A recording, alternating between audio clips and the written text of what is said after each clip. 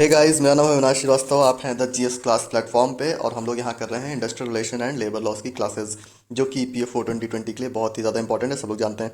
ठीक है। तो यूपीएससी ईपीएफओ के लिए अभी हम लोगों ने स्टार्ट किया है industrial relation and labour laws, और आगे चल के बाकी के सब्जेक्ट्स भी कवर कर लेंगे डिपेंडिंग ऑन द रिस्पॉन्स। तो चलिए शुरू करते हैं। काफ़ी लेक्चर्स तो हो चुके हैं ऑलरेडी, जो लोग फॉलो कर रहे होंगे उनको पता होगा। ठीक है। तो आज हम लोग करेंगे Marxist perspective of industrial relations. ठीक है। आज का लेक्चर थोड़ा सा लंबा होगा। ठीक है, क्योंकि ऑलरेडी मैं सोच रहा हूँ कि फटाफट जो है इसको ख़त्म कर लिया जाए। काफ़ी लोग कह रहे थे कि बहुत धीरे धीरे कोर्स हो जाएगा, फिर तो मतलब लेक्चर्स छोटे छोटे आ रहे हैं, है ना। तो जो है इसको मुझे नवंबर एंड तक या दिसंबर फर्स्ट वीक तक ख़त्म कर लेना है। तो लेक्चर्स जो है बड़े बड़े आने वाले हैं। पहले अभी स्टार्ट थी तो मैंने कहा देख लेते हैं लोग कैसे रिस्पांस आ रहा है, तो मैं इसीलिए लेक्चर थोड़े छोटे बना रहा था। लेकिन अब से लेक्चर्स जो हैं अच्छे खासे बड़े बड़े से लेक्चर्स मिलेंगे आप लोगों को, आराम से आप उसको देखिएगा। एक दिन में नहीं तो 2 दिन में देखिएगा, लेकिन ऐसा ये ना हो कि आपके पास लेक्चर्स ना बचें पढ़ने के लिए, तो मैं ये नहीं चाहता हूँ। ठीक है। तो चलिए शुरू करते हैं। पहला है Marxist perspective of industrial relation, और 2-4 अप्रोच आज हम लोग देखेंगे। ठीक है। पहली अप्रोच ये है मार्क्सिस्ट पर्सपेक्टिव, इससे रिलेटेड थ्योरी भी देखेंगे। ठीक है। चलिए, Marxist perspective of industrial relation क्या कहती है। देखिए, मार्क्सिज्म जो आया था, ठीक है, तो जो मार्क्स ने जो बातें बताई थी अपनी बुक में, तो उसके वो ये कहते थे कि देखो ये जो एक बात आप मगर इससे पहले समझ लीजिए, ये जो मार्क्सिज्म है ना, ये नहीं है कि बस ये इंडस्ट्रियल रिलेशन पे अप्लाई करता है। ठीक है। उनको पूरी सोसाइटी चेंज करनी थी, तो उनके लिए ये बस एक टूल था। ठीक है। इंडस्ट्रीज और ट्रेड यूनियन मीन्स क्या कहते हैं, participation of workers, trade union तो नहीं, पार्टिसिपेशन ऑफ वर्कर्स, वो एक टूल था सोसाइटी को चेंज करने का। तो अब ये मत सोचिएगा, ये समझ के बिल्कुल मत पड़िएगा कि सारा मार्क्सिज्म जो है हमने पढ़ लिया क्योंकि हमने इंडस्ट्रियल रिलेशन की अप्रोच पढ़ ली। ठीक है। तो ऐसा नहीं, ये बस एक उसका एक पहलू है, एक टूल था उनके लिए कि हाँ हम वर्कर्स के थ्रू जो है सोसाइटी को चेंज कर सकते हैं। ठीक है। तो ये माइंड में रख के पढ़िएगा। चलिए, तो बात करते हैं। तो वो कहते थे कि ये जो this is the clash between employer and employer. ठीक है। एम्प्लॉय एंड एम्प्लॉयर, या कह सकते हैं एम्प्लॉयर एंड द वर्कर, या कैपिटलिस्ट एंड द वर्कर। तो कैपिटलिस्ट मीन्स ऑब्वियसली उस टाइम पे कैपिटलिज्म बहुत ज़्यादा पीक पे था जब मार्क्सिज्म आया था, है ना। हर हर जगह जो है कैपिटलिज्म था, और क्योंकि कॉलोनीज थी और जो है वो वहीं सपोर्ट करती थी कैपिटलिज्म को। ठीक है। तो वहाँ पे जब कैपिटलिज्म था तो इन्होंने मार्क्सिज्म, जब इनका अप्रोच आया तो इन्होंने कहा कि देखिए ये जो है, ये जो क्लैश चल रहा है, एक दिन ऐसा आएगा कि सारे वर्कर्स क्या करेंगे, अपने हाथों पे वेपन्स पकड़ लेंगे और जो है एक रिवॉल्यूशनरी चेंज लाएंगे और पूरी सोसाइटी चेंज हो जाएगी, है ना। बिग बैंग थ्योरी हो जाएगी। ठीक है। तो इनका ऐसा मानना था, लेकिन ऐसा आप देख सकते हैं ऐसा कभी हुआ नहीं। ठीक है। तो एक ओवरव्यू आपको मैंने दे दिया ये बता के। ठीक है। अब आते हैं डिटेल में। तो ये कहते हैं कि एम्प्लॉयर जो है वो अपना प्रॉफिट मैक्सिमाइज करना चाहते हैं। ठीक है। वो अपना प्रॉफिट मैक्सिमाइज करना चाहते हैं और इसलिए वो जो है वर्कर्स को कम वेज देते हैं, क्योंकि जितना वेज कम होगा उतनी ही उनका जो प्रॉफिट होगा वो इंक्रीज हो जाएगा, है ना। अगर ये ग्राफ है तो this is the profit, profit increase होगा, वेज कम होंगे और प्रॉफिट इंक्रीज हो जाएगा फिर। ठीक है। तो ये बात मार्क्स ने कही, और उनका वो ये चाहते हैं कि मोनोपोली एक आ जाए, हम इंडस्ट्री पे जो है मोनोपोली आ जाए। मोनोपोली समझता हूँ कि किसी एक मतलब एक ही इंसान जहाँ पे मतलब सब कुछ कंट्रोल करता हो वहाँ मोनोपोली होती है। ठीक है। तो ये चाहते थे कि ये कहते थे कि मोनोपोली चाहते हैं, जो कैपिटलिज्म है वो मोनोपोली चाहता है प्राइस कंट्रोल करने पे और इंडस्ट्री पे। इसीलिए वो जो है वो वर्कर्स के वेजेस जो है कम करता चला जा रहा है और अपना प्रॉफिट इंक्रीज करता चला जा रहा है। अब वहीं वर्कर्स क्या सोचते थे, वर्कर्स ये सोचते थे कि देखो हम तो एक वाइटल पार्ट है एक इंडस्ट्री के, हम ही तो प्रोडक्शन करते हैं, हम ही तो सब कुछ करके देते हैं, तो हमको ही तो फेयर वेजेस मिलना चाहिए, हमको एक अच्छा खासा उसका शेयर मिलना चाहिए, जिससे कि हम क्या करें अपना एक सोशल क्या कहते हैं सोशल स्टेबिलिटी पा पाएँ वहाँ पे, है ना। तो वो कहते हैं कि हम ट्रेड यूनियन के थ्रू क्या करेंगे, अपने शेयर्स जो है बढ़ाएंगे, मतलब प्रॉफिट शेयरिंग की बात होती है कि हमको अच्छा खासा वेज मिलना चाहिए, क्योंकि प्रोडक्शन तो हम ही करके देते हैं, है ना। हालांकि एक अभी इंटरव्यू में सुन रहा था, यूएसए के थे वो, तो वो बता रहे थे, मतलब कह सकते हैं मतलब एक इंटेलेक्चुअली थे लेबर लॉज में। तो वो कह रहे थे कि देखिए जो कैपिटलिस्ट जो लोग कहते हैं कि भाई सारा रिस्क वही लेते हैं, है ना, सारा रिस्क वो ले रहे हैं, कल को मान लीजिए कंपनी डूब जाती है तो वो पैसा कौन पे करेगा, है ना। लेबर्स तो ये बोलते हैं नहीं आप मेरी सैलरी बढ़ाइए हम काम करें, लेकिन बड़ी बात जो होती है वो तो रिस्क की होती है ना। तो चलिए, ये तो ऐसे बता दी, मैंने सुना था। ठीक है। तो ये एक पर्सपेक्टिव आप माइंड में लेके चलिए, क्योंकि आप पढ़ रहे हैं तो मेरा ये मतलब नहीं कि मैंने आपको ऐसे फैक्ट्स बताया वो निकल के चला गया। ठीक है। वहां बैठ के, क्योंकि हमेशा जब यूपीएससी क्वेश्चन बनाता है तो वहां पे बच्चों को बैठ के सोचना पड़ता है कि अच्छा ठीक है ये जो बता रहे हैं, ठीक है हमने ये सब पढ़ा है, कंसेप्ट से आपको कंक्लूजन निकालना पड़ता है वहीं पे बैठ के। ऐसा नहीं होता, कभी आप यूपीएससी का कोई भी क्वेश्चन उठा के देखिए, ऐसा बहुत कम ही मिलेगा कि आपने ऐसे कंसेप्चुअल क्वेश्चन जो उसके होते हैं आपने यहाँ रट के गया वहां आपने टिक लगा दिया, ऐसा नहीं होता। आपको बैठ के सोचना पड़ता है, अच्छे से कंक्लूजन ये निकल रहा है, अच्छा तो ये आंसर होगा। ठीक है। क्वेश्चंस तो कुछ क्वेश्चंस जो है बेसिकली वो ऐसे ही बनाता है। तो आपके माइंड में एक जो है वो बनना बहुत ज़रूरी है, एक पर्सपेक्टिव, एक पूरा सा स्टोरी बननी बहुत ज़रूरी है हर एक चीज़ की कि आखिर होता क्या था। ठीक है। तो वो ये कहते थे कि भैया अब जो है हमारी भी वेजेस बढ़ाओ, ऐसे काम तो चलेगा नहीं क्योंकि सारा काम जो है हम करते हैं। तो फिर मार्क्स ने ये कहा कि the inevitable result of the clash is a work revolution. ठीक है। तो उन्होंने कहा जब दोनों के वो जो अलग हैं, दोनों के इंटरेस्ट अलग हैं, तो वहाँ पे क्या होगा, क्लैश होगा और वर्कर रिवॉल्यूशन होगा। जैसा कि मैंने कुछ शुरू में बताया था, ओवरव्यू जब दिया था तो ये तो बताया था कि दोनों के जब इंटरेस्ट अलग अलग हैं तो वो लोग लड़ाई करेंगे और वर्कर्स रिवॉल्यूशन होगा, पूरी सोसाइटी चेंज हो जाएगी एकदम फटाक से। और जब सोसाइटी चेंज जाएगी तो क्या होगा, वर्कर्स क्या करेंगे, वो कंपनीज पर कंट्रोल ले लेंगे, एलिमिनेट कर देंगे कैपिटलिज्म को, और जो है पूरा का पूरा कंट्रोल जो होगा इन पे आ जाएगा। ठीक है, जो वर्कर्स होंगे वर्कर फिर पूरी इंडस्ट्रीज को कंट्रोल करेंगे। ठीक है, तो इनका ये मानना था। लेकिन फिर क्या हुआ, सोवियत यूनियन जो यूएसएसआर था उसका स्प्लिट हो गया। ठीक है, देखा होगा। तो जब उसका स्प्लिट हो गया तो क्या हुआ, वहाँ से फिर मार्क्सिज्म का जो आइडिया था वो बहुत ज़्यादा कई हद तक जो है ख़त्म हो गया। ठीक है, उसको इतना लोग फिर वो नहीं देते थे, ज़्यादा इंपॉर्टेंस उसकी नहीं रह गई। क्यों नहीं रह गई, क्योंकि उसके बाद फिर क्या हुआ, बहुत सारी ट्रेड यूनियन आने लगी और उन्होंने अपना काम बहुत सही से करना शुरू कर दिया। उन्होंने अपने वेजेस बढ़वा लिए, उनको सोशल सिक्योरिटी मिलने लगी। तो जब ये सब काम होने लगे तो कोई मार्क्सिज्म कोई रिवॉल्यूशन तब तक नहीं करना चाहता जब तक कि उसकी मजबूरी ना हो जाए, है ना। अगर आपको आपकी जो भी डिमांड्स अगर पूरी हो रही हैं तो क्या आप तभी टेररिस्ट बन जाओगे, है ना। तब तो टेररिज्म नहीं फैलाओगे। हालांकि टेररिज्म फैलाना कभी भी नहीं चाहिए, जैसा कि कश्मीर में सब हो रहा है। ठीक है, उनका मतलब उनका ये पर्सपेक्टिव है कि हमको कुछ मिलता नहीं है इसलिए हम टेररिज्म फैलाते हैं। ठीक है, कोई अदरवाइज मत लेना भैया, ये हमारा बस ऐसी। ठीक है, चलिए अब आगे इन्होंने फिर एक डेटा दे रखा है कि हालांकि मार्क्सिस्ट रिवॉल्यूशन तो कभी होना ही नहीं था, खैर। ठीक है, तो इन्होंने आगे दिया कि यूएस मिनिमम वेजेस जो वहाँ पे रह गई थी तो वो 10 सालों तक यही मिनिमम वेजेस बनी रही थी। ठीक है, 7.25 के आसपास। तो एक डेटा दे रखा है। ठीक है, अब इसको क्या कहते हैं, रेडिकल पर्सपेक्टिव भी कहते हैं मार्क्सिस्ट अप्रोच को। ठीक है, लास्ट टाइम जब ईपीएफओ में क्वेश्चन आया था तो रेडिकल पर्सपेक्टिव के नाम से ही आया था। ठीक है, the Marxist approach is based on the proposition that the economic activities of production manufacturing distribution are majorly govern by the objective of profit. तो वो कहते हैं कि ये सारे काम जो होते हैं ना, प्रोडक्शन मैन्युफैक्चरिंग हो गया, डिस्ट्रीब्यूशन हो गया, ये सारा इन सबका जो मेन ऑब्जेक्टिव होता है वो तो खाली प्रॉफिट होता है। वर्कर्स के बारे में तो कोई सोचता ही नहीं है ना। कह रहे थे वर्कर्स के बारे में तो कोई सोचता ही नहीं कि उनकी उनकी भी कुछ नीड होती है, उनको भी कुछ चाहिए होता है। ठीक है, तो उनका ये मीनिंग था कि आप जितनी प्रोडक्शन कर रहे हो उससे खाली प्रॉफिट से आपको मतलब होता है, आपको किसी के बारे में सोचना नहीं, सोसाइटी को चेंज करना नहीं है। ठीक है, तो इनका ये मानना था। अब आते हैं कि ये क्या कहते थे फिर इसके बारे में। देखिए मार्क्स जैसे कि प्लूरलिस्ट कहते थे, प्लूरलिस्ट क्या कहते थे कि अगर आपको याद होगा, पढ़ा होगा लास्ट लेक्चर, तो वो कहते थे कि जो कन्फ्लिक्ट है वो इनएविटेबल है, वो होना ही होना है। वो जो कन्फ्लिक्ट है वो होना ही होना है। और मार्क्स मार्क्स भी यही कहते थे, लेकिन मार्क्स ये कहते थे कि कन्फ्लिक्ट तो होगा लेकिन उसका रीज़न जो है वो कैपिटलिस्ट सोसाइटी है, क्योंकि कैपिटलिस्ट सोसाइटी है इसलिए वहाँ पे जो है कन्फ्लिक्ट हो रहा है। अगर ये कैपिटलिस्ट सोसाइटी नहीं होती तो कन्फ्लिक्ट नहीं होता। ठीक है, तो ये तो डिफरेंस है। तो इस तरह से भी क्वेश्चन हो सकता है पूछ लिया जाए। ठीक है, कि डिफरेंस क्या था। तो डिफरेंस उसमें ये है कि मार्क्सिस्ट जो है वो कहते थे कि रीजन उसका है जो कैपिटलिस्ट इकोनॉमी है। ठीक है, आगे क्या कहते थे, adversarial relation in the work place are simple one aspect of class conflict. देखिए एक बात और है, क्लास कन्फ्लिक्ट कहीं कहीं पे भी बात है ना तो वहाँ पे हमेशा मार्क्सिज्म होगा। आगे आपको और भी कन्फ्लिक्ट की हम लोग बातें करेंगे। ठीक है, वहाँ पे और भी तरह कन्फ्लिक्ट, लेकिन क्लास कन्फ्लिक्ट की अगर बात करते हैं तो वहाँ पे मार्क्सिज्म अप्रोच लगती है। ठीक है, तो ये कहते हैं जो एडवर्सरी रिलेशन जो है वर्क प्लेस पे, जो वहाँ इंडस्ट्रीज हैं, जो वहाँ पे जो एडवर्सरी रिलेशन है एक दूसरे वर्कर्स और एम्प्लॉयज़ के बीच में, एम्प्लॉयर्स के बीच में। ठीक है, तो वो उसी वही एक एस्पेक्ट है, वो एक एस्पेक्ट है उसका क्लास कन्फ्लिक्ट का। ठीक है, Marxist approach thus focus on the type of society in which organization function. ठीक है, तो ये किस पे बात करते हैं, ये फोकस करते हैं कि जो टाइप ऑफ सोसाइटी जो है, जो ऑर्गेनाइजेशन फंक्शन जो कर रही है वो किस सोसाइटी में कर रही है। ठीक है, तो इनका ये मतलब था कि ऑर्गेनाइजेशन फंक्शन जो है वो उस जिस सोसाइटी में वो काम करी उस सोसाइटी का नेचर क्या है। तो ये बेसिकली उसी पे फोकस करते थे कि वहाँ पे क्या है, वहाँ पे क्लास क्लास डिस्ट्रीब्यूशन है क्या, या क्लास डिस्ट्रीब्यूशन नहीं है, वो सोशलिस्ट इकोनॉमी है, किस तरह की चीज़ है वहाँ पे। तो ये उसी पर फोकस करते थे कि ऑर्गेनाइजेशन जो फंक्शन कर रही है वो किस सोसाइटी में है। बीच बीच में इसको पॉज करो ताकि आपका टाइम वेस्ट ना हो ज़्यादा। ठीक है, इसीलिए इसको पॉज करके मैं फिर नीचे कर लेता हूँ। अब आगे ये कहते हैं कि कन्फ्लिक्ट जो बनता है वो खाली उसका एक रीज़न ये नहीं है कि कंपेटिंग इंटरेस्ट है। मतलब कंपेटिंग इंटरेस्ट आपको बताया होगा अगर आप पहले से फॉलो कर रहे हैं। कंपेटिंग इंटरेस्ट का मतलब होता है कि दोनों के इंटरेस्ट जब अलग अलग होते हैं। ठीक है, एक का है प्रॉफिट कमाना, एक का है वेजेस इंक्रीज करना। ठीक है, तो दीज आर कंपेटिंग इंटरेस्ट। तो वो कह रहे हैं कि कंपेटिंग इंटरेस्ट जो है वो एक रीज़न, खाली एक वही एक रीज़न नहीं है। रीज़न तो ये भी है कि वहाँ पे जो है सोसाइटी का डिवीजन है। ठीक है, एक हैव्स क्लास है, एक हैव नॉट क्लास है। तो ये दो जो क्लास बना दी इन्होंने, ये दो क्लासेस जब बढ़ जाती है तो वहाँ पे ये दिक्कत जो है उसकी क्लास कन्फ्लिक्ट की है। क्लास कन्फ्लिक्ट भी है और कंपीटिंग इंटरेस्ट भी है, इसलिए वहाँ पे जो है कन्फ्लिक्ट ज़्यादा हो रहे हैं। तो इनका ये कहने का मतलब था। तो आगे कहते हैं कि industrial conflict is thus seen as being synonymous with political and social unrest. तो कहते हैं कि जो इंडस्ट्रियल कन्फ्लिक्ट है वो बिल्कुल वैसे जैसे पॉलिटिकल और सोशल अनरेस्ट होता है उसी तरह एक इंडस्ट्रियल कन्फ्लिक्ट भी है। बिल्कुल उसको जो है नज़रअंदाज नहीं किया जा सकता। ठीक है, अब देखिए पॉलिटिकल अनरेस्ट अगर सोशल अनरेस्ट कहीं पे होता है तो वो काफ़ी बड़ी चीज़ होती है। तो ये उसके बराबर बिल्कुल बताते हैं, उसी के साथ का बिल्कुल बताते हैं इंडस्ट्रियल कन्फ्लिक्ट को भी, कि इंडस्ट्रियल कन्फ्लिक्ट को छोटा मोटा कन्फ्लिक्ट नहीं है, उससे जो है सोशल चेंज तक आ सकता है। तो ये बात ही बताते हैं आगे।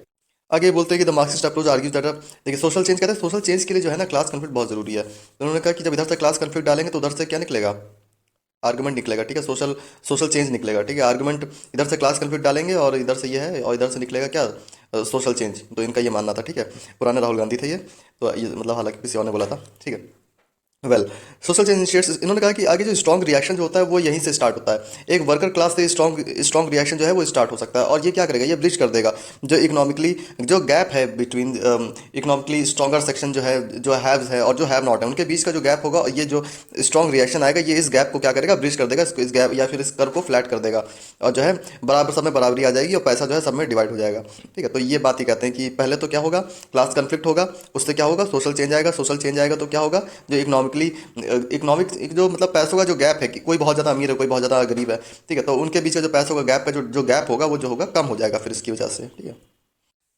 आगे कहते हैं कि जो ये प्लुरलिज्म है, ये इसको ये कहते हैं ये अनरियल है, ये तो मतलब ये तो हो ही नहीं सकता, क्योंकि उसमें क्या किया गया था प्लुरलिज्म में कि दोनों चीज़ें जो एक साथ चलेंगी, तो उन्होंने कहा कि दोनों चीज़ें एक मैन में दो तलवार नहीं रह सकती। ठीक है, there can be two moon in same sky, है ना। तो ये बात ये कहते हैं कि ऐसा नहीं हो सकता, या तो एक ही को मतलब पावर जो है, मतलब एक ही इंसान को पावर मिलेगी तो ही चीज़ें सही से चलेंगी, जो कि होंगे वर्कर क्लास। तो इस तरह की बात करते हैं उन्होंने, फिर इसको बिल्कुल नकार दिया कि प्लुरलिज्म तो नहीं हो सकता, वो एक बिल्कुल अनरियल चीज़ है, क्योंकि कन्फ्लिक्ट जो है वो इनएविटेबल है, बार बार होते रहेंगे। आपने कन्फ्लिक्ट रिजॉल्व किया और कन्फ्लिक्ट फिर से आ गया, कन्फ्लिक्ट रिजॉल्व करेंगे और फिर से आ जाएगा। ठीक है, तो वो एक सर्कुलर प्रोसेस हो जाएगी उसकी, तो ये बात ही कहते हैं। आगे ये ट्रेड यूनियन को देखते हैं कि जो एक ये एक तो एक रिएक्शन है एक्सप्लॉयटेशन के अगेंस्ट। ठीक है, जब एक्सप्लॉयटेशन होगा तो लेबर यूनियन जब बनती है तो वो जो है एक रिएक्शन के बेसिस से बनती है कि हाँ ये हमारा रिएक्शन है, अगर आप हम पे एक्सप्लॉयटेशन अगर आप हमारा करेंगे तो हम क्या करेंगे, लेबर यूनियन बना लेंगे।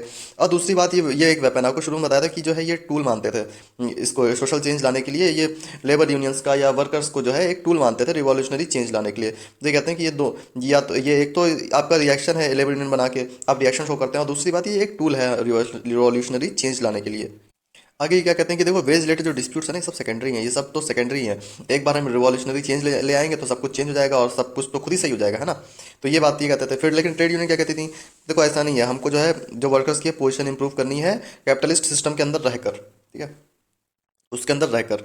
तो और लेकिन फिर मार्क्स ये कहते थे कि ऑल स्ट्राइक जो है वो सब सारी स्ट्राइक जो है वो पॉलिटिकल हैं, और उसमें उसको पॉलिटिकल अगर नहीं है तो बनाना भी चाहिए। ठीक है, उसको पॉलिटिसाइज कर देना चाहिए, आपको उसको खूब बड़ा कर देना चाहिए। ठीक है, अभी भाई इनको सोशल चेंज लाना था तो कहाँ गया सोशल चेंज। ठीक है, सोशल चेंज लाना था उसके लिए सब तो जरूरी है ही है, और कहेंगे ही कहेंगे। ठीक है, आगे ये कहते हैं जो मार्क्सिज्म है ये क्या कर मार्क्सिस्ट मतलब जो इनकी अप्रोच है वो ये कहती है कि जो स्टेट इंटरवेंशन इंटरवेंशन है वो क्या करता है, वो मैनेजमेंट की ही मदद करता है, उन्हीं के इंटरेस्ट को जो है ध्यान में रखता है। और इनका ये कहना था कि जो गवर्नमेंट एक वेल सेटल्ड गवर्नमेंट है जो किसी स्टेट में, वो क्या करती है, स्टेट मीन्स कोई क्या बोलते हैं उसको, सॉवरेन बॉडी, सॉवरेन सॉवरेन जगह। ठीक है, तो ये कहते हैं कि जो स्टेट है, स्टेट में जो गवर्नमेंट है वो गवर्नमेंट को बनाया ही इसीलिए गया है ताकि कैपिटलिस्ट इकोनॉमी जो है, और जो कैपिटलिस्ट्स हैं, जो बड़े बड़े पैसे वाले लोग हैं जिनकी बड़ी बड़ी इंडस्ट्रीज हैं, जो कैपिटलिज्म को फॉलो करते हैं, ठीक है, तो उनका पैसा बचाने के लिए गवर्नमेंट को एज अ चौकीदार रखा गया है। ठीक है, तो इनका इन शॉर्ट ये मानना था।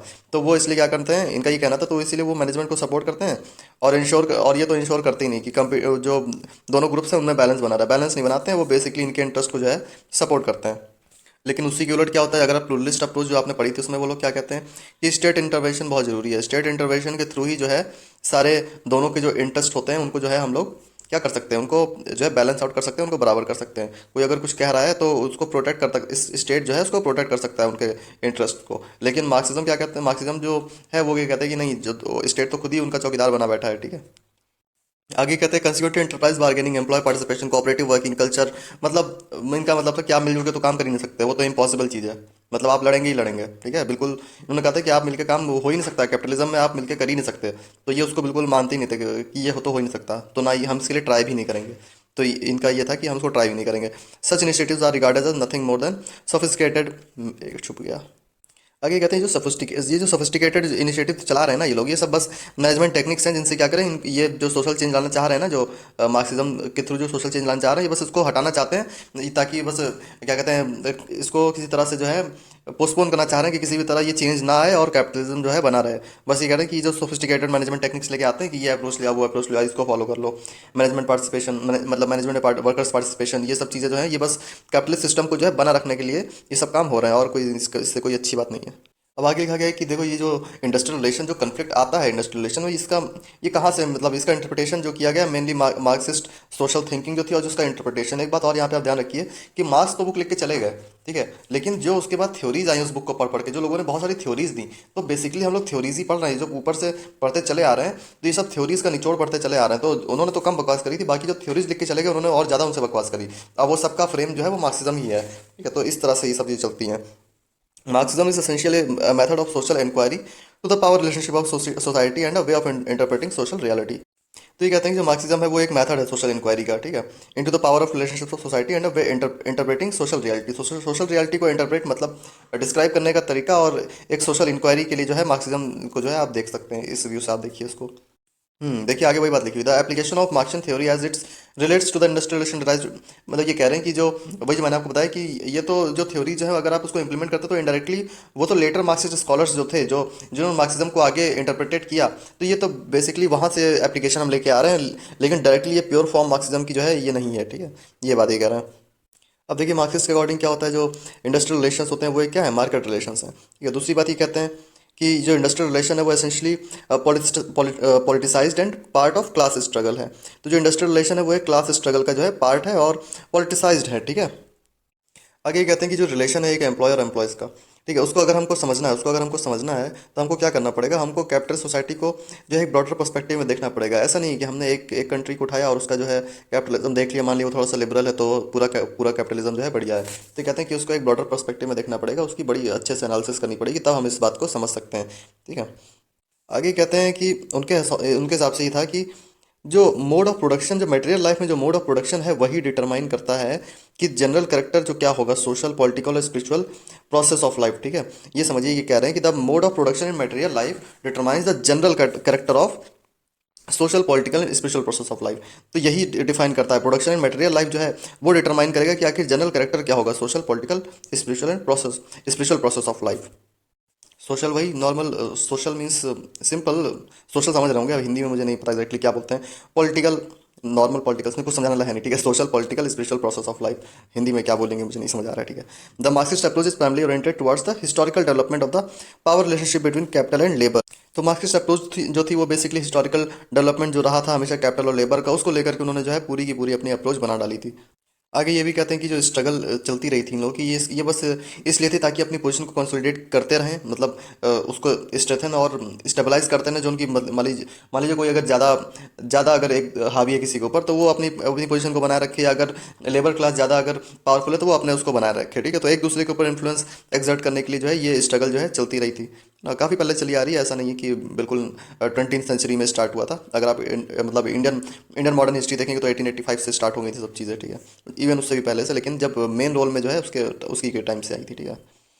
अब देखिए आगे ये कहते हैं कि the capitalist ownership of the enterprise endeavour to purchase the labour at the lowest possible price. अब वहाँ पे जब कैपिटलिस्ट ओनरशिप है जब एंटरप्राइज की, तो वहाँ पे क्या होता है, ये लोग जो लेबर होता है उसको जो है लोवेस्ट पॉसिबल प्राइस पे ट्राई करते हैं खरीदने का, मतलब काम हम जो है सोचते हैं कि वेज कम देना पड़े और बहुत ज़्यादा खर्चा ना हो, क्योंकि जितना भाई कम प्राइस देंगे उतना ही ज़्यादा क्या होगा, उनका प्रॉफिट बढ़ेगा, है ना। The lower the price paid by the owner the means of production of the labour he employ the great in his profit. और अगर हम लोग देखें इसको ब्रॉडर पर्सपेक्टिव में, तो ये भी हम लोग देख सकते हैं कि इसमें क्या है, बहुत ज़्यादा कॉम्प्रेंसिव अप्रोच नहीं रखी इन्होंने, कोई एग्जैक्ट सिस्टम नहीं बताया कि देखो इस तरह से इसको सॉल्व कर सकते हैं, रिजॉल्व कर सकते हैं, या आगे अगर कन्फ्लिक्ट भी मान लीजिए अगर इनको सोशल चेंज भी लाना है तो उसके लिए भी इन्होंने जो है एक कोई बहुत ज़्यादा कॉम्प्रेंसिव अप्रोच नहीं दी है ना। तो इसकी बात करते हैं कैपिटल लेबर के बीच में ये फंसे रह गए, कैपिटल लेबर क्लास कन्फ्लिक्ट, ठीक है। तो बस यही बातें इन्होंने कही है मेनली। तो यही कह सकते हैं कि ये एक जनरल थ्योरी है, सोसाइटी सोशल चेंज को लाने के लिए एक जनरल थ्योरी बताई गई है, लेकिन इस पे ये नहीं है कि एक कॉम्प्रहेंसिव अप्रोच नहीं दी गई है इनके द्वारा। देखिए अजम्पशंस देख लेते हैं कि अजम्पशंस अबाउट वर्क प्लेस, जैसे कि हम लोग हर एक थ्योरी में ऐसे देखते हैं कि पहले थ्योरीज पर ली फिर उसके अजम्पशंस देख लिए, तो अजम्पशंस में देखते हैं कि क्या बात होती है। Assumptions about work place relation में ये कहते हैं कि क्या होता है कि आपको दिख ही रहा है कि एक जो है कैपिटल लेबर के बीच में क्या हो रहा है, एक वाइडर क्लास कन्फ्लिक्ट दिखता है कैपिटलिज्म और लेबर के बीच में। कोई कहता है कि प्रॉफिट आप बना रहे हो, कोई कह रहा है कि हमको वेजेस नहीं मिल रहे हैं, है ना। और आगे देखते हैं कि कोएशन working class into dominant capitalist values, तो दोनों के बीच में एक क्या कहते हैं, दोनों के बीच में एक उस टाइप की क्या कहते हैं दुश्मनी टाइप की दिखती है डोमिनेंट होने के लिए, क्योंकि एक मान ली डोमिनेंट कैपिटलिस्ट क्लास है तो उसकी वैल्यूज जो है वो अपनी वैल्यूज को जो क्या करता है इंप्लीमेंट करेगा वर्किंग क्लास के ऊपर, वर्किंग क्लास की कुछ और इंटरेस्ट से कुछ और वैल्यूज है, तो उस जगह पे तो वर्क प्लेस रिलेशन में ये सब बातें, ये दो बातें जो है वहाँ पे कंफ्लिक्ट अराइज कर सकती हैं, ठीक है। आगे की बात करते हैं अजम्पशंस अबाउट वर्क प्लेस, ये दो वर्क प्लेस रिलेशन, ठीक है, रिलेशन था यहाँ, ठीक है। वर्क प्लेस कन्फ्लिक्ट बारे में इनएविटेबल है, जैसा कि इन्होंने कहा था लिस्ट में भी कहा था कि इनएविटेबल है। Capital seeks to reduce cost, workers seek fair price for labour. और रीजन क्या है, क्योंकि जो कैपिटलिस्ट इकोनॉमिस्ट जो होते हैं वो क्या सोचते हैं कि हमारी कॉस्ट कम हो जाए, और वर्कर सोचते हैं कि फेयर प्राइस ऑफ लेबर मिल जाए, है ना। तो ये दो दिक्कतें आती हैं। Win only cease by revolutionary change, Marxist का मानना था कि ये रिवॉल्यूशनरी चेंज जब आएगा तभी सब चीज़ें ठीक होंगी, वरना नहीं हो सकती। तब भी काफ़ी हद तक ठीक हो गई है ना। एजम्पशंस अबाउट ट्रेड यूनियन के क्या एजम्पशन है? To raise revolutionary consciousness of workers, उनका ट्रेड यूनियन तो बना लो, ट्रेड यूनियन बना लो, लेकिन रिवॉल्यूशनरी चेंज के लिए बनाओ है। Should not limit action to improving material lot of workers, मतलब अपने एक्शन जो है आप वहाँ तक खाली लिमिट ना रखिए कि मतलब आपके वेजेस बढ़ गए, आपको थोड़ी बहुत फैसिलिटीज़ दे दी गई, तो आपने क्या किया, अपना जो है जो आपका मेन एम था रिवॉल्यूशनरी चेंज का वो लाना, उसके बारे में सोचना बंद कर दिया। तो उन्होंने कहा कि आप बस अपने जो एक्शन है यहाँ तक लिमिट मत रखिए, आप अपने बड़े एम लेकर चलिए कि हमको पूरा रिवॉल्यूशनरी चेंज को लाना ही लाना है, ठीक है। Union leaders who accommodate management betray the workers, अब कह रहे हैं कि यूनियन लीडर जो अकोमोडेट करते हैं वो क्या करते हैं, वो वर्कर्स को बिट्रे करते हैं, मतलब धोखा देते हैं, है ना। तो ये बात ही बता रहे हैं कि ट्रेड यूनियन में कई बार ऐसा भी हो जाता है। Assumption about collective bargaining, merely offer temporary accommodation, ठीक है। तो कह रहे हैं कि टेम्प्रेरी अकोमोडेशन बड़ी मुश्किल से ही तो यही क्या कहते हैं टेम्प्रेरी अकोमोडेशन की बात जो करते हैं यही मिल पाता है ना। दूसरी बात, leaves important managerial powers in tact होगा गेस, ठीक है। जो इंपॉर्टेंट मैनेजरियल पावर है मैनेजर के पास ही, मतलब मैनेजमेंट के पास ही रहती है, ठीक है। उसकी बात करते हैं कि कलेक्टिव बार्गेनिंग कुछ खास कह रहे हैं कि इनको फायदा होता नहीं है। देखिए आप सोच रहे होंगे कि बहुत ज़्यादा डिटेल में हो रहा है, लेकिन डिटेल में ही पढ़ना पड़ेगा आपको। मैं आपको अभी प्रीवियस ईयर क्वेश्चंस पढ़ाऊंगा, जब ये थ्योरीज कंप्लीट हो जाएंगी तो आप देखेंगे कि कितना डिटेल से क्वेश्चन आए हुए हैं, इसलिए सब जो है आपको पढ़ना ही पड़ेगा। और जो अच्छी कोचिंग्स है वो यही सब पढ़ा रही हैं, ठीक है। इवन उनमें उनमें से मैंने काफ़ी कुछ छांट वाट दिया जो बहुत इंपॉर्टेंट नहीं था, वो लोग अपना कोर्स पता नहीं क्यों इतना ज़्यादा पढ़ा रहे हैं फर्जी का, ठीक है। तो हालांकि इतना तो आपको पढ़ना ही पड़ेगा, इससे कम नहीं पढ़ना है और इससे ज़्यादा भले पढ़ लीजिए, लेकिन इससे कम तो नहीं पढ़ना है। ज़्यादा भी नहीं पढ़ेंगे, इतना ही काफ़ी है, इतना मतलब वरना फिर वो लोग लेबर लॉज में एलएलबी वालों को ही लेते खाली, अगर बहुत ज़्यादा उनको डीप में पूछना तो, ठीक है। चलिए नेक्स्ट की बात करते हैं। नेक्स्ट जो है वो है लेबर प्रोसेस थ्योरी। अब इसमें क्या है, इनके की प्रोपोनेंट जो है वो है ब्रेवरमैन, ठीक है। लेबर प्रोसेस थ्योरी किसने दी थी? ब्रेवरमैन ने दी थी। और फ्रेम ऑफ रेफरेंस क्या था? मार्क्सिस्ट था। इनकी कुछ दिक्कतें थी आगे इन्होंने मेंशन करी है। ये कहते हैं कि होता क्या है जब इनका की जो टेक्निक्स ही यूज़ होती हैं, डी स्किलिंग, मतलब किससे जो है रेजिस्टेंस स्टार्ट हो जाता है लेबर की तरफ से, तो उसका रीज़न क्या है? टेक्निक्स जो होती हैं वो डी स्किलिंग ऑफ वर्कर, जो क्या करते हैं जब मशीन्स आती हैं तो क्या करते हैं, पुराने वाले जो वर्कर्स होते हैं जो मशीन्स नहीं चला पा रहे हैं या मान लीजिए उनका काम नहीं है, तो उनको क्या क्या निकाल दिया गया, ठीक है। फ्रेगमेंटिंग टास्क, अलग अलग टास्क सबको मतलब एक साथ ना रखना, ठीक है। जब एक साथ नहीं होता था कि जो मास जब क्या कहते हैं अलग हो जाता है, पुरानी थ्योरी से पढ़ाया था, तो वो ज़्यादा स्ट्राइक प्रोन होता है। तो फ्रेगमेंटिंग टास्क की बात करते हैं, सबको अलग अलग कर देते हैं, बांट देते हैं अलग अलग सेक्टर्स में, ठीक है। कोई किसी सेक्टर में, कोई किसी सेक्शन में। Centralising knowledge in management improve technology and scientific management, ये सॉरी ये यहाँ तक है, ठीक है। तो इन्होंने ये क्या किया है कि साइंटिफिक मैनेजमेंट और टेक्नोलॉजी जब इंप्रूव हो जाती है तो वहाँ पे क्या होता है, वहाँ पे भी फिर जो होता है वर्कर्स का पार्टिसिपेशन काफ़ी कम हो जाता है, तो वो भी एक जो है इसकी तरफ जो है एक रिवॉल्यूशन की तरफ जो है ये सब लेके जाता है। Diminishing worker control of pace and conduct of work, ठीक है। तो वर्कर्स का जब कंट्रोल कम होता जाएगा तो वहाँ पर भी फिर वर्कर्स को जो है गुस्सा आएगा, उसमें जो है नाराज़गी आती रहेगी। फिर रिजल्ट क्या होगा? Labour is increasing alienated and exploited leading to resistance organise, जैसे कि मैंने को बताया था कि ये सब सारी जो इनकी दिक्कतें थी वो इशारा कर रही थी कि आखिर ये सब जब दिक्कतें होंगी तो ये हो जाएगा, ठीक है। ये आपको मैं दूंगा पीडीएफ, आप पढ़िएगा कि ये क्या हो जाएगा। ये हो जाएगा कि एलिनेटेड फील करेंगे, एक्सप्लॉइटेशन होगा उनका, ठीक है। एलिटेड मतलब अलग, मतलब एलियन से आप बना है वर्ड एलिटेड है, एग्जैक्ट हिंदी में क्या बोलते हैं नहीं समझ सकते, ठीक है। एलियन मतलब अलग का, समझें कि ये कोई अलग है, ये अपने उसका नहीं है, ठीक है। तो इस तरह एलिनेटेड फील करेंगे, एक्सप्लॉइटेड फील करेंगे, तो इसलिए क्या करेंगे वो रेजिस्टेंस फिर दिखाएंगे। चलिए बहुत छोटी सी अप्रोच थी, अब नेक्स्ट अप्रोच पे आते हैं, इंडस्ट्रियल सोशोलॉजी अप्रोच। अब जैसे कि हमेशा करते हैं इसके बारे में ओवरव्यू देते हैं पहले कि आखिर ये है क्या, ठीक है, पहले बेस बन जाए। देखिए इंडस्ट्रियल सोशोलॉजी अप्रोच में वो कहते हैं कि देखो एक ये बिल्डिंग है ना, ये मान लीजिए ये पूरी जगह है, यहाँ पे ये इंडस्ट्री है। तो जब ये इंडस्ट्री है तो इस इंडस्ट्री में क्या होगा, वहीं पे वर्कर्स भी हैं, वहीं पे लेबर्स भी हैं, वहीं पे सब लोग मिलकर काम कर रहे हैं, तो वो एक सोशल क्या कहते हैं सोशल स्टेट बन जाती है वहाँ पे, है ना। एक जगह बन जाती है जहाँ पे एक सोसाइटी टाइप की बन जाती है। तो वहाँ पे आप समझ सकते हैं कि एक छोटी दुनिया बन गई, है ना। तो वहाँ पे आप किस तरह, तो वो भी बिल्कुल वैसे ही काम करेगी जैसे कि एक बाहर की सोसाइटी काम करती है। तो इनका मतलब बताने का एक ये था कि वो एक सोसाइटी टाइप की बन जाती है, क्योंकि वहाँ पर भी वही सब चीज़ें हो रही होती हैं जो एक बाहर हो रही होती हैं इंडस्ट्री के। तो एक इंडस्ट्री के अंदर पूरी एक सोसाइटी ले आते हैं, इसकी बात यहाँ पे होती है। अब बात करते हैं कि कहते हैं क्या, ये कहते हैं कि जो कन्फ्लिक्ट हैं, कन्फ्लिक्ट से इंडस्ट्रियल रिलेशन बनता है।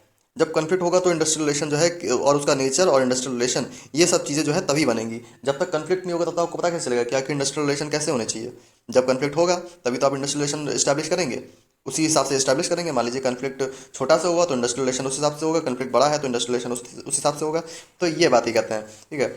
अब इसके की प्रोपोनेंट कौन है? वो है जी मार्गरसन, ठीक है, ये है। और ये क्या करते हैं कि ये जो पुरानी अप्रोच जो हम लोगों ने पहले पढ़ी थी, जो जैसे कई सारी अप्रोच हम लोगों ने पढ़ी जहाँ पे मेन फोकस होता है कि कन्फ्लिक्ट आखिर उसका रिजोल्यूशन कैसे करें। ठीक है, तो ये कहते हैं, ये उसको पूरा का पूरा जो है उसको खारिज कर देते हैं, कहते हैं आप रिजोल्यूशन पे क्यों इतना फोकस कर रहे हैं। अगर आप स्टडी कर लेंगे कि आखिर वो अराइज कहाँ से हो रहा है, तो आप ज़्यादा बेटर इंडस्ट्रियल रिलेशन जो है क्रिएट कर पाएंगे। अब आगे कहते हैं कि देखिए दो लेवल है, एक इंडस्ट्रियल रिलेशन के दो लेवल हैं, है ना। एक है इंट्रा प्लांट और एक नीचे लिखा हुआ जो दिखा है आउटसाइड द फर्म। ठीक है, तो इंट्रा प्लांट में क्या होता है, मीन्स जो आपस में प्लांट के अंदर जो काम होते हैं, सिचुएशनल फैक्टर्स हो गए, है ना। जैसे जॉब कंटेंट किस तरह की जॉब कराई जा रही है वो हो गया। ठीक है, वर्क टास्क एंड टेक्नोलॉजी, मतलब जो कुछ भी जितना कुछ भी इंडस्ट्री के अंदर होगा वो सब आएगा इंट्रा प्लांट के अंदर। और ये कन्फ्लिक्ट्स को अगर रिजॉल्व करना तो तो इन कन्फ्लिक्ट को अगर रिजॉल्व करना है तो ये कैसे हो जाएंगे, ये सब कलेक्टिव बार्गेनिंग के थ्रू हो जाएंगे। इधर गया कलेक्टिव बार्गेनिंग, ये रहा। ठीक है, तो ये सब सारे जो इंट्रा प्लांट के अंदर जितने भी इशूज, वो सब कलेक्टिव बार्गेनिंग के थ्रू रिजॉल्व हो सकते हैं। अब आउटसाइड द फर्म में जो सेकंड लेवल आता है उसमें क्या होता है कि जितने भी इश्यूज होते हैं जो अगर रिजॉल्व नहीं हो पाए इंट्रा प्लांट या इंट्रा ऑर्गेनाइजेशन, मतलब इंट्रा प्लांट जो लेवल था उसके अंदर अगर नहीं हो पाते हैं जो रिजॉल्व, तो वो फिर आते हैं आउटसाइड फर्म के अंदर। ठीक है, तो वो फिर इसके अंडर आ जाते हैं। अब आगे देखते हैं ये अप्रोच क्या करती है। ये बिल्कुल आगे आप लोग पढ़ेंगे system and Oxford model approach का, तो वहाँ पे ये इन दो अप्रोच को जो है सीधा सीधा खारिज करते हैं। कौन? सोशल मॉडल जो अप्रोच है। ठीक है, कई कई नामों से जाना था। ठीक है, तो सोशल मॉडल अप्रोच है, और जो ऊपर मेंशन है इंडस्ट्रियल सोशोलॉजी अप्रोच, तो इस नाम से भी जाना जाता है इसको। ठीक है, अब देखिए आगे सजेशन क्या देते हैं कि अगर आपको कन्फ्लिक्ट रिजॉल्व करना तो आप कैसे कर सकते हैं। It suggest a method of inquiry which attempts to develop sociological models of conflicts. Obviously अब सोशोलॉजिकल मॉडल्स ऑफ कन्फ्लिक्ट की बात करें क्योंकि हम लोग अप्रोच ही वही पढ़ रहे हैं। Besides this in an industrial consist of a group of employees coming from different caste, colour, culture, family background. ठीक है, तो ये सब ये आपको बता दिया कि ऊपर क्योंकि डिफरेंट डिफरेंट जगह से लोग आते हैं तो वहाँ पे एक छोटी सोसाइटी बन जाती है, तो उसी की बात कर रहे हैं। These all traits of human personality creates problem. तो आगे ये कहते हैं कि देखिए ये सारे जो ह्यूमन पर्सनैलिटी जो अलग अलग तरह की आ जाती हैं, तो वहीं पे जब अलग अलग तरह के लोग होंगे तो वहाँ पे कन्फ्लिक्ट अराइज होना जो है काफ़ी उसके चांसेस बढ़ जाते हैं। तो उसका मेन रीज़न यही, मतलब इनकी अप्रोच के अकॉर्डिंग रीज़न ये होता है बहुत सारी जगह पे कन्फ्लिक्ट अराइज होने का, क्योंकि वो लोग बहुत अलग अलग बैकग्राउंड से आते हैं और बहुत ज़्यादा डाइवर्सिफाई चीज़ें हो जाती हैं। The concept of interpersonal and intergroup relation posing problem of industrial relation, और ये सब रीज़न की वजह से जो है वहाँ पे प्रॉब्लम्स क्रिएट हो जाती हैं थोड़ी बहुत। अब आगे देखते हैं कि आखिर कौन कौन से सोशल फैक्टर्स हैं जिनका कॉन्सिक्वेंस, मतलब जो कि अफेक्ट करते हैं इंडस्ट्रियल रिलेशन को। ठीक है, थोड़ा सा मैंने ऊपर स्किप कर दिया क्योंकि बहुत कोई ज़्यादा काम का था नहीं, आपको पीडीएफ मिलेगा, आप पढ़ लीजिएगा। ठीक है, चलिए, तो मेन फैक्टर्स जो उसमें आते हैं, अर्बनाइजेशन। ठीक है, अर्बनाइजेशन हो गया तो वहाँ पे अब मान लीजिए एक कोई मेट्रो सिटी है, तो वहाँ पे क्या होता है 10 जगह के लोग आके रहते हैं, मेट्रो सिटी का ये तो होता है। तो वो सब भी जो है एक इंडस्ट्रियल रिलेशन को जो है अफेक्ट करेंगे। सोशल मोबिलिटी, है ना, हाउसिंग एंड ट्रांसपोर्ट प्रॉब्लम्स। ठीक है, disintegration of family structure, stress and strain, gambling, drinking, prostitution and other social levels. तो ये सारी चीज़ें जो है ये सब मिलकर एक इंडस्ट्रियल रिलेशन को जो है अफेक्ट करती हैं। ऐसा इस अप्रोच के लोग मानते हैं। ठीक है, ये मैं नहीं मानता हूँ। ठीक है, ये कोई भी नहीं मानता। आप ये भी ना कहिए कि ये सही भी है ना। ये भी मत मान के चलिए कि ये सही भी है। अपना एक पर्सपेक्टिव अलग बनाइएगा इंडस्ट्रियल रिलेशन के लिए। हालांकि ये अप्रोच आपको और ये थ्योरी जो है पढ़नी चाहिए कि हाँ ये इन लोग क्या कहते चले आ रहे हैं, है ना। क्योंकि अब ऐसा थे तो इंसान ही है ना, गलत भी बोल सकते हैं, आगे क्रिटिसिज्म भी होता है इनका कि हाँ इन्होंने ये चीज़ कवर नहीं करी, ये चीज़ कवर नहीं करी। तो ऐसा नहीं कि इन्होंने जो आपको मैं थ्योरीज और वो अप्रोच पढ़ाता चला जा रहा हूँ वो सब उन्होंने सही बोलते चले आ रहे हैं, ऐसा भी नहीं है। अब चलिए आगे देखते हैं क्या कहते हैं कि industrial relation have changed with the change in society. The industrial worker which had migratory character has now stabilised in industrial centres and has got an urban taste. अब देखिए सोसाइटी चेंज होती रहती है, जैसे सोसाइटी चेंज होती है वैसे industrial relation change होते हैं। और जो माइग्रेटरी कैरेक्टर था एक इंडस्ट्रियल वर्कर का, वो अब जाके स्टेबलाइज हो गया और एक उसमें एक अर्बन टेस्ट आ गया है ना। इसकी बात ही करते हैं आगे। अब नेक्स्ट अप्रोच देखते हैं, सिस्टम अप्रोच। आपने पढ़ा, आपने जो पेपर्स देखे होंगे लास्ट टाइम तो देखा होगा बहुत सारी अप्रोच के बारे में उन्होंने पूछा है। ठीक है, और बहुत सारी थ्योरीज, पुलिस थ्योरी, प्लेकेटिंग थ्योरी, तो सब थ्योरीज पढ़ेंगे। ये थ्योरीज हैं, ये पढ़ेंगे हम लोग ट्रेड यूनियनिज्म में। ठीक है, तो ये मत सोचिएगा कि यार हमने अप्रोच तो खत्म हो गई, हमारी अप्रोच आई नहीं वाली है ना, प्लेकेटिंग थ्योरी और ये सब वाली, तो वो सब आएंगे ट्रेड यूनियनिज्म में पढ़ेंगे, है ना। चलिए नेक्स्ट की बात करते हैं, सिस्टम अप्रोच। सिस्टम अप्रोच में उन्होंने क्या किया, तीन तीन फैक्टर्स बता दिए थे। पहली बात तो इसे की प्रोपोनेंट जो थे वो प्रोफेसर जॉन टी डनलप थे, है ना। सिस्टम अप्रोच के कौन थे? प्रोफेसर डनलप का गद्दा नहीं आता है, उससे याद कर लीजिएगा। तो सिस्टम अप्रोच जो है उन्होंने दिया था। ठीक है, और साइड में अपना गद्दे का बिजनेस भाई रहा होगा उनका, है ना, तो आपसे याद कर लीजिए। रेफरेंस, फ्रेम ऑफ रेफरेंस जो है वो प्लूरलिस्ट है ना, ये नई अप्रोच है। और फ्रेम जो रेफरेंस था वो प्लूरलिस्ट था। फोकस किस पे किया? General theory of industrial relation है। ठीक है, डिफरेंस जो है वो एक्सप्लिसिट है। थ्योरी देखते हैं, industrial supply of wider society with 4 elements. इन्होंने कुछ जो है एलिमेंट्स डिफाइन किए थे। देखिए वो एलिमेंट्स क्या थे। पहले तो एक्टर्स थे, दूसरा था एनवायरमेंटल कंटेक्स्ट या कंटेक्स्ट भी कुछ लोग लिखते हैं खाली, है ना। तीसरा था प्रोसीजर या मतलब वही जो सब्सटेंटिव रूल्स जो होते हैं, ठीक है, जो एक्टर्स को गवर्न करते हैं, ठीक है। और बाइंडिंग आइडियोलॉजी हो गया या बिलीव्स, खाली बिलीव्स भी कई जगह लिखा होता है, ठीक है। तो ये चार के चार कुछ फैक्टर्स की बात करते हैं जिसपे जो है इनकी पूरी की पूरी अप्रोच डिपेंड करती है। अब देख लेते हैं कि एक्टर्स में होते कौन कौन है। अरे मैं पेन लगाना भूल गया, एक मिनट। देखिए एक्टर्स में कौन कौन आता है? Employers, employees, the representative and government agencies, ये आ गई किसमें, एम्प्लॉय, ये एक्टर्स में आ गई, ठीक है। कॉन्टेक्स्ट में technology, market, budget, distribution of power, ठीक है। अब तीसरा खाली बिलीफ होता है, ये चार कह सकते हैं, लेकिन एक्चुअली वो है बिलीफ, ठीक है। तीन ही फैक्टर्स मेनली होते हैं उसमें, है ना। तो उसमें ये आ सकते हैं कि सिस्टम को देखने का पर्सपेक्टिव कह सकते हैं, ठीक है। तो सिस्टम को देखने का पर्सपेक्टिव सबका अलग अलग भी हो सकता है, ठीक है। तो वो आइडियोलॉजी, आइडियोलॉजी एग्जैक्ट वर्ड है, ठीक है। तो ये तीन जो है फैक्टर्स इसमें आते हैं मेन। अब आगे इन्होंने एक बुक लिखी थी, इंडस्ट्रियल रिलेशन सिस्टम, ठीक है। इंडस्ट्रियल रिलेशन सिस्टम 1958 में लिखी थी। इसके बारे में इसमें इन्होंने बताया था कि आखिर एक एनालिटिकल फ्रेमवर्क जो इंडस्ट्रियल रिलेशन के लिए बनना चाहिए वो किस तरह से होना चाहिए, है ना। पूरा का पूरा इन्होंने सिस्टम बताया था। इन्होंने कहा था कि एक ऐसे सेट ऑफ रूल्स बना लो, एक ऐसे सेट ऑफ रूल्स बना लो जो एक साथ तीनों के ऊपर अप्लाई हो जाए, है ना, और जिससे जो है वो मशीनरी चलती रहे, तीनों की, तीनों मतलब एक्टर्स, आइडियोलॉजी और जो दूसरा बताया था कॉन्टेक्स्ट, ठीक है। तो ये तीनों चीज़ जो है एक साथ चलती रहे। आगे देखते हैं, an industrial relation system is at one time its development is regarded as comprised of certain actors, ठीक है। तो इन्होंने कहा जो इंडस्ट्रियल रिलेशन होता है वही तीन चीज़ों से चलता है, फैक्टर्स हैं इनके, वेरिएबल्स कह सकते हैं, है ना। एक्टर्स, कॉन्टेक्स्ट, आइडियोलॉजी, वही बताया था, ठीक है। विच binds the industrial relation system together, और जो सिस्टम जो होता है पूरा इंडस्ट्रियल रिलेशन को उसको जो है बांध के रखता है। A body of rules created to govern the actors at the work place and work community. आप कह रहे हैं कि एक रूल बनाना चाहिए, जिसके मैंने मुझे बताया कि एक रूल बनना चाहिए तीनों पे एक साथ जो है काम करे, ठीक है। There are three sets of independent variables, वही उसी की बात कर रहे हैं, किसी रिपीट करते हैं तो मैं स्किप कर देता हूँ बार बार, है ना। एक्टर्स, कॉन्टेक्स्ट और आइडियोलॉजी, तो ये तीन चीज़ों की ये बात कर रहे हैं। अच्छा एक चीज़ और है, मैं स्किप कर देता हूँ उसका मतलब नहीं कि आप स्किप कर देंगे, आप जब पढ़ेंगे तो आप पूरा पढ़ेंगे, उससे एक जो है उस टाइम पे जब आप पढ़ रहे होंगे तो मतलब रिवीजन कर रहे होंगे, तो एक थोड़ा सा आपके माइंड में बैकग्राउंड बनेगा, तो वो ज़रूरी है। अब एक्टर्स को देख लेते हैं क्या है। Hierarchy of managers and representatives in supervision, ठीक है। Hierarchy of workers, non managerial, है ना, या एनी स्पोक्समैन, ठीक है। स्पेशलाइज्ड गवर्नमेंट एजेंसीज, अब ये सब एक्टर्स हैं, ये सब जो है ये सब काम कर रहे होते हैं, ना, ये सब एक्टर्स हैं। तो एक्टर्स में जो है ये तीन वेरिएबल में से एक्टर्स जो है हमारा कवर हो गया, ठीक है। एक्टर्स में ये सब आ जाएंगे। अब कॉन्टेक्स्ट क्या है, context is the environment in which the actors are interacting with each other at various level and ideology is their philosophy of industrial relation. तो अब कॉन्टेक्स्ट क्या है कि जिस एनवायरनमेंट है वो सब काम कर रहे हैं, वो सब आ जाता है कॉन्टेक्स्ट में। आगे कहते हैं कि जो एक इंडस्ट्रियल जो क्या कहते हैं, ये एक सब सिस्टम है, कहाँ गया, हाँ ये लिखा है, ये एक सब सिस्टम है एक वाइडर सोसाइटी का और द टोटल सोशल सिस्टम, उसका एक सब system. It's a mixture of tradition, customs, actions, reactions, interactions between the parties, और ये एक मिक्सचर है किसका, ट्रेडिशंस का, कस्टम्स का, एक्शंस का, रिएक्शंस का, इंटरेक्शंस का बिटवीन द पार्टीज। आगे कहते हैं कि एक इंडस्ट्रियल रिलेशन जो है वो एक इनसेपरेबल और इंटीग्रल पार्ट है किसका, ऑर्गेनाइजेशनल स्ट्रक्चर का, मतलब अलग नहीं किया जा सकता, ठीक है। इट में भी conceived at different level work place industrial relation और नेशनल, और ये डिफरेंट लेवल में पाया जा सकता है। It basically consist of totality of power interactions of participants, management and trade union at work place, ठीक है। तो ये कहते हैं कि ये सब चीज इनकी मतलब एक साथ टोटलिटी की बात करता है कि power interaction, participants, management and trade union, जी इन सब चीज़ों को जो है वर्क प्लेस पे एक साथ जो है मिल जाते हैं ना। According to professor Dunlop, an industrial relation framework is design to be applicable at once to three broad areas of industrial relation. उन्होंने कहा कि तीनों पे एक साथ काम करना चाहिए ना, जैसे कि ऊपर आपको बताया था। तो ये इसी की बात यहाँ पे ये कर रहे हैं। कहाँ कहाँ, industrial relation with in enterprise, industry और सेगमेंट ऑफ अ कंट्री, ठीक है, and comparison among such sectors, ठीक है। एंटरप्राइज, इंडस्ट्री और अगर कंपैरिजन भी हम कर रहे हैं कहीं पे तो वहाँ उस जगह पे जो है ये फैक्टर जो है एक जगह काम करना चाहिए। Industrial relation with a country as a whole and a comparison among industries, अगर वो सॉरी कंट्रीज, ठीक है, कंट्रीज का अगर हम कंपैरिजन कर रहे हैं या with in a country, country के विद इन, और उसका कंपैरिजन करें अगर, तो वहाँ पर भी जो है ये फॉलो करना चाहिए। तीसरी चीज़ देखते हैं, industrial relation as a totality, जैसे कि ऊपर बात किया था, in the course of economic development, वहाँ पर भी ये काम करना चाहिए, एक ऐसा सेट ऑफ रूल जो सिस्टम बनाया जा रहा है ना। और इनके फोर इंटर रिलेटेड एलिमेंट्स भी दे रखे हैं। आगे उसकी बात करते हैं, थोड़ा स्लाइड कर लें।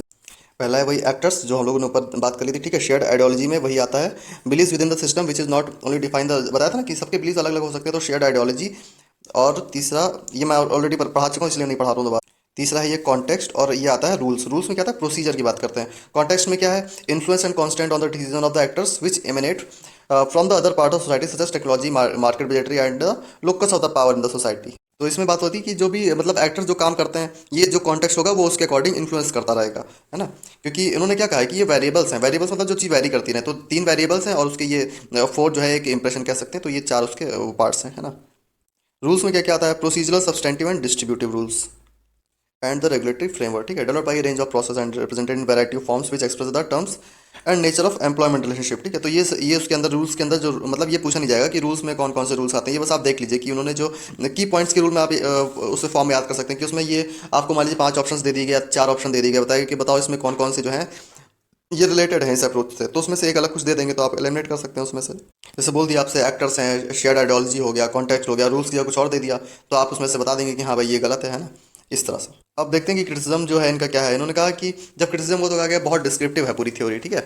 Lakhs ability to predict outcomes and relationships, और जो प्रेडिक्शन है आउटकम्स की उसको नहीं करा जा सकता इससे, ठीक है। उसकी एबिलिटी, इसकी एबिलिटी वो नहीं कि हम उसके आउटकम्स और रिलेशनशिप को जो है प्रेडिक्ट कर पाएँ, ठीक है। Under estimates the importance of power and conflict in the employment relationship, conflict की बात नहीं करी गई, पावर की बात उतनी करी नहीं गई, उन्होंने पूरा सिस्टम बस बता दिया है ना। स्टैटिक है, टाइम के साथ चेंज नहीं होगा, कुछ स्टैटिक रहेगा, है ना। Can not explain rapid decrease in unionization especially in US, ठीक है। जो यूनाइजेशन का जो कमी होती चली जा रही है उसको ये डिस्क्राइब नहीं कर पाए, तो ये सब कुछ जो है क्रिटिसिज्म में इनके आता है। अब देखते हैं कुछ स्कॉलर्स थे जिन्होंने क्या किया था, बहुत सोशलॉजिस्ट कह सकते हैं, ठीक है। उन्होंने जो रिसर्च किया था इंडस्ट्रियलाइजेशन में काफ़ी ज़्यादा, तो उन्होंने क्या क्या कहा उनके बारे में देख लेते हैं, एक दो होंगे आगे, ठीक है।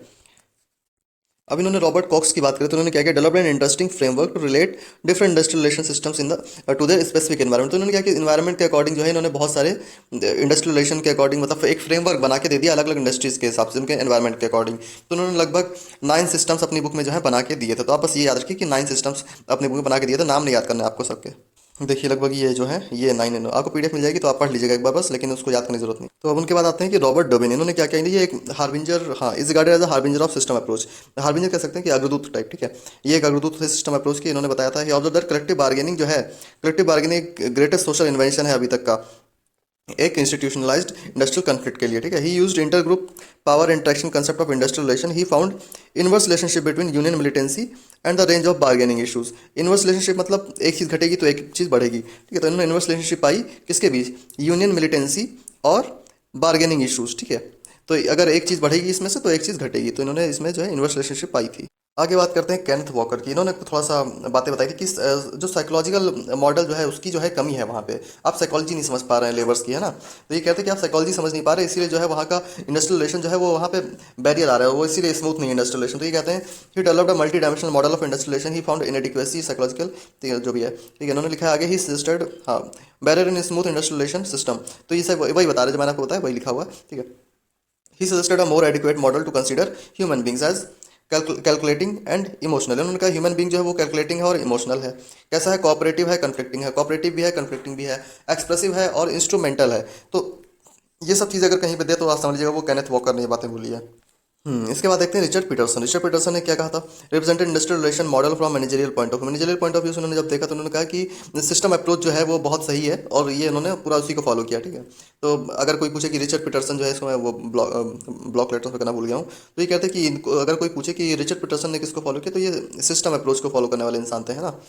चलिए अब आगे अगर कंक्लूजन में आया जाए तो among the various models developed by a number of writers to study industrial relation as a system the most outstanding has been contribution made by professor John T Dunlop, ठीक है। तो हार्वर्ड यूनिवर्सिटी की approach भी बोलते हैं कुछ लोग इसको, ठीक है, हार्वर्ड यूनिवर्सिटी अप्रोच। तो ये जो है प्रोफेसर डनलप की अप्रोच है वो अभी तक सबसे सही जो है यहाँ पे इन्हीं की निकल के आती है। लेकिन ऐसा क्यों है, इसलिए है क्योंकि he represented and analytical framework of industrial relation in his book industrial relation system. Industrial relation system कोई पूछे किसने लिखा तो डनलप भाई साहब ने लिखा था, और इन्होंने एक एनालिटिकल फ्रेमवर्क जो है इंडस्ट्रियल रिलेशन का बताया था। बोलते बोलते खांसी आने लगी है, ठीक है। He broadened the concept of industrial relation from collective bargaining to the full spectrum of present industrial relations. तो उन्होंने हालांकि काफ़ी ज़्यादा कलेक्टिव बार्गेनिंग की भी बात करी थी, तो उसके हिसाब से जो है उन्होंने उसका कंसेप्ट को जो है मतलब उसके कंसेप्ट को काफ़ी ब्रॉड करके दिखाया था अपने सिस्टम अप्रोच में, ठीक है। He attempted to develop a pioneer model of industrial relations with a set of analytical tools. उन्होंने अपने टूल्स भी तो दिखाए थे सिस्टम अप्रोच में, तो उसके हिसाब से अगर हम देखें तो ये सबसे अच्छी अप्रोच अभी तक निकल के आती है। तो बस आज के लिए इतना ही, काफ़ी लंबा लेक्चर हो गया था, तो आज के लिए इतना रखते हैं। नेक्स्ट टाइम जो है बाकी की कुछ अप्रोचेस और बची हैं। देखिए आपको मैं बता दूं, अगर आप यहाँ तक देख लिए तो मैं आपको एक बात बताऊं कि जो मेनली क्वेश्चन बनेंगे वो आपके कोई भी सेक्शन से और एक्ट से नहीं बनेंगे, है ना।